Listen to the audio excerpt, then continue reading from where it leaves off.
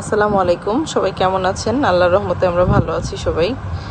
আজকে একটা অন্যরকম একটা ভিডিও দিয়ে শুরু করলাম। এই যে দেখেন, সুন্দর একটা কেক বানাইছি আমরা, উপরে চকলেট দিয়ে।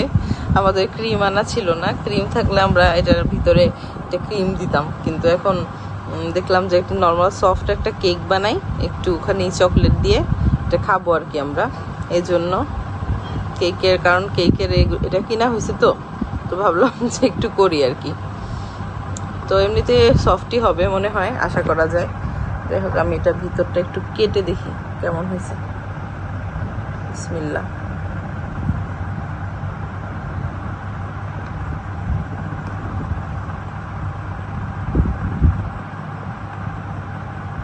দেখতেই পাচ্ছেন ভিতরে কতটা স্পঞ্জি আর সফট হয়েছে, অনেক সুন্দর তুলতুলা হয়েছে। তো এখন একটু খেয়ে টেস্ট করার পালা, খাবো, খেয়ে দেখি কেমন হয়েছে। তোমার আয়াস বাবা এই যে চিপস খেতে বসছে, আমি না ওকে হলো এই যে চিপস এনে দিছে বাইরে থেকে। কি করবে, ও একা একা সময় কাটে না ওর, একটু মোবাইল চাপাচাপি করে, মাঝে মধ্যে আবার একটু মনও খারাপ করে। আসলে যদি ওই বাবুটাও থাকতো, আয়ানও থাকতো, তাহলে এতটা খারাপ লাগতো না। এখন একা একা দেখে হচ্ছে ওর মানে একটু মন খারাপ, কেমন যেন গম্ভীর হয়ে থাকে, চিপস খাচ্ছে। এই যে আমার সোনামণি এখন অনেক খুশি, ও চুপচাপ বসে বসে খাচ্ছে। আর এর মধ্যে হচ্ছে আমেনাকে দিয়ে একটু গরম গরম পেঁয়াজু আর পুরি আনলাম। আমাদের গলির মাথার এই পেঁয়াজু পুরিগুলা আমার কাছে খুব ভাল লাগে, সাথে আবার সালাদও দিছে দেখতেছি। এখন এগুলো একটু খাবো, তারপরে হচ্ছে একটু চা খাবো। এখন বাবুও খাক আর আমরা এগুলো একটু খেয়ে নিই।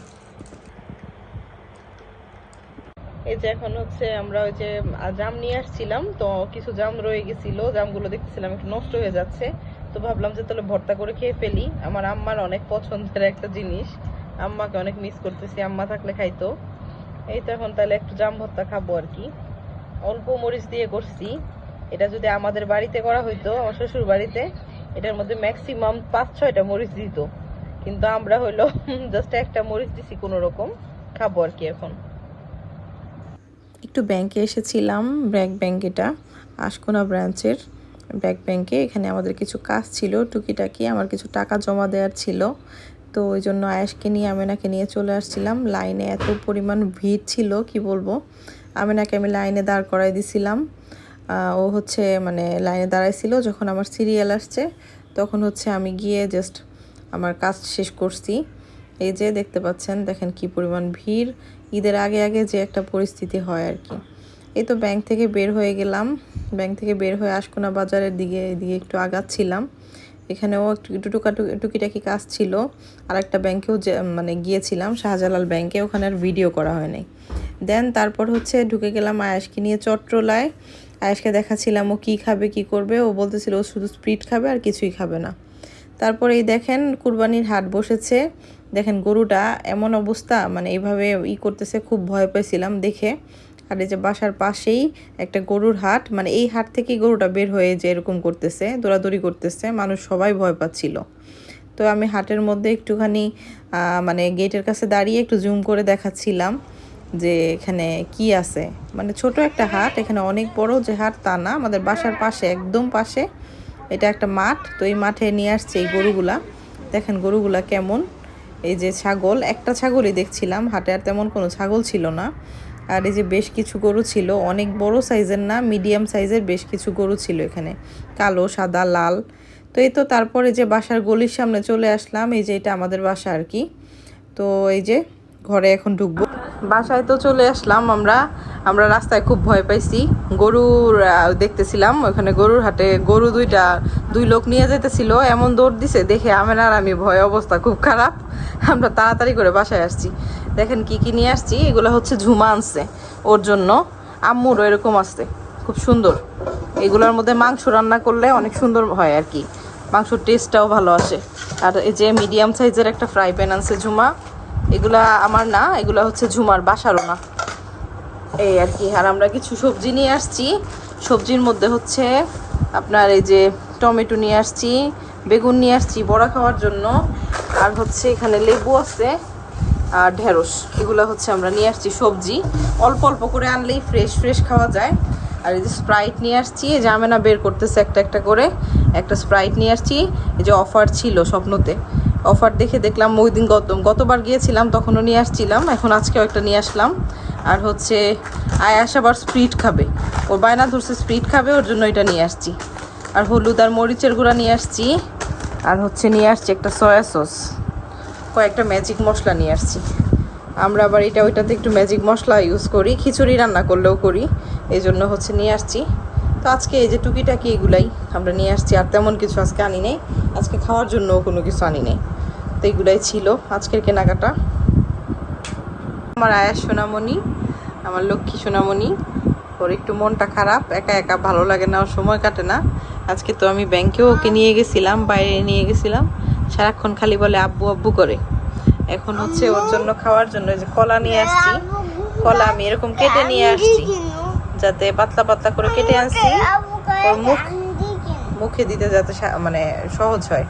এত কথা বলে, ওর কথার জন্য ভিডিও করা যায় না, এই যে অবস্থা দেখেন।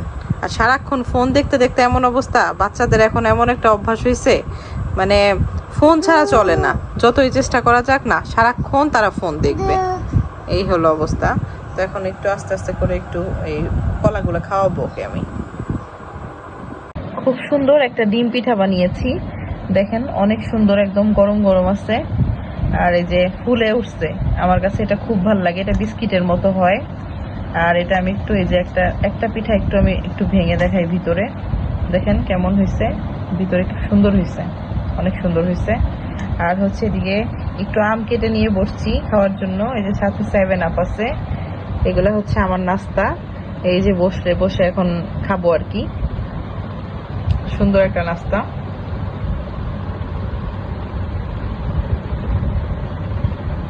এই ডিম পিঠাটা কি আপনারা পছন্দ করেন? কারা কারা খান জানাবেন কমেন্টসে। আমরা একটু চিন্তা করছি একটু ফ্রাইড রাইস খাবো, এই জন্য ফ্রাইড রাইস বানানোর জন্য বেশ কিছু সবজি টবজি নিয়ে আসলাম। এই যে দেখতেই পাচ্ছেন, আমরা একটা চিকেন নিয়ে আসছি, এখানে পোলার চাল আছে, তারপর হচ্ছে এই যে এখানে বরবটি আছে, তারপর হচ্ছে তো গাজর আছে, ক্যাপসিকাম আছে, এগুলা হচ্ছে ফ্রাইড রাইসে মানে ইউজ করব সবজিগুলো। আর লতি নিয়ে আসছি, এই যে লতি, চিংড়ি মাছ দিয়ে একটু লতি খাইতে ইচ্ছা হয়েছিল, তো ভাবলাম যে লতি নিয়ে যাই, এই আর কি।